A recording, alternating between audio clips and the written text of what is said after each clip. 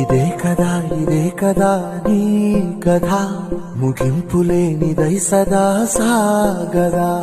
ఇదే కదా నీ కథ ముగింపులేనిదై సదా సాగదా.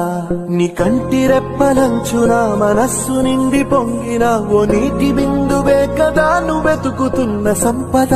ఒక్కొక్క జ్ఞాపకానికి 100 ఏళ్ల ఆయువుందిగా, ఇంకెన్ని ముందు వేచనో అవన్నీ వెతుకుతూ పదా.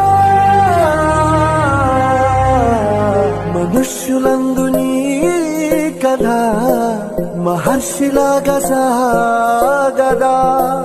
మనుష్యులందు నీ కథ మహర్షిలాగా సాగదా.